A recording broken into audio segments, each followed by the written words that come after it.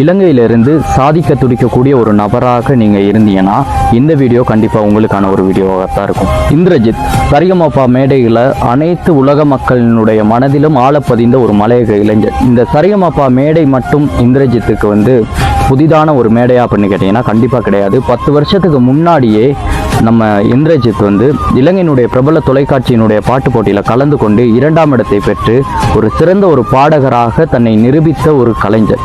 அப்படியான ஒரு இளைஞன் 10 வருஷம் கழித்து பார்க்கும்போது இலங்கையினுடைய தலைநகரத்தில் கொழும்புல ஒரு உணவகத்தில் ஒரு சாதாரண தொழிலாளியாக இருக்கிறார். இப்படி தனக்கான ஒரு அங்கீகாரம் கிடைக்க பெற்றும் தான் சமூகத்தில் புறக்கணிக்கப்பட்ட ஒரு கலைஞனாக வழி நிறைந்த மனதோட ஒரு பக்கம் வறுமை விரட்டிக்கிட்டு இருக்கு. ஒரு சிறந்த கலைஞனாக தன்னை நிரூபிக்க வேண்டும் அப்படிங்கக்கூடிய ஒரு வெற்றி வேட்கை அவர் பின்னாடியே ஓடிக்கிட்டு இருக்கு.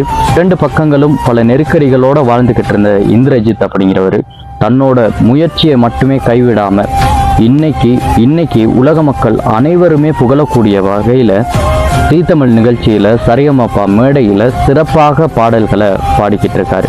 அவர் வெற்றி பெறுறது தோல்வி பெறுறது அப்படிங்கிறதெல்லாம் 2ஆம் பட்சம். ஆனால் அவரோட முயற்சியினூடாக மலையகத்தினுடைய ஒரு சின்ன ஒரு தோட்டத்திலிருந்து சென்று அந்த ஒரு மேடையில் நிற்கக்கூடிய அவரோட அந்த முயற்சி உண்மைக்குமே நம்ம எல்லாருக்குமே ஒரு சிறந்த ஒரு முன்னுதாரணமாக இருக்குது. நம்ம முன்னுதாரணத்துக்கு பல தலைவர்களை முன்னுதாரணமாக எடுத்துக்குவோம். இந்த இடத்துலேருந்து இந்த இடத்துக்கு போயிருக்காங்க, இவங்க எல்லாரையுமே நம்ம ஒரு முன்னுதாரணமாக எடுத்து நம்மளோட வாழ்க்கையிலேயே நம்ம முன்னேறணும், இந்த ஒரு இடத்துக்கு போகணும் அப்படின்னா இவங்களை மறிக்க செயற்படணும் அப்படின்னு சொல்லுவாங்க. சமீப காலமாக இந்திரஜித்தும் அப்படித்தான்.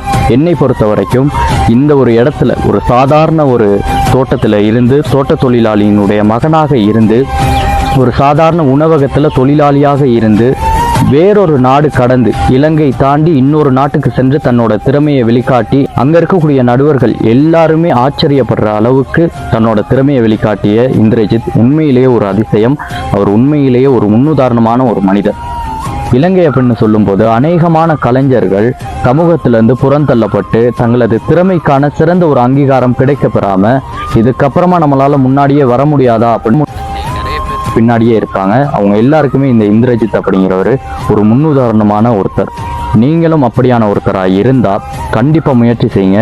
உங்களுக்கான ஒரு அங்கீகாரம் கண்டிப்பாக ஒரு நாள் கிடைக்கும். முயற்சியை மட்டும் என்னைக்குமே கைவிடும். இப்படியான இந்திரஜித் மலையகத்துக்கு மீண்டும் வெற்றியோடு திரும்பி வரணும் அப்படின்னு உங்களோட சேர்ந்து நானும் பிரார்த்தித்துக் கொள்கிறேன்.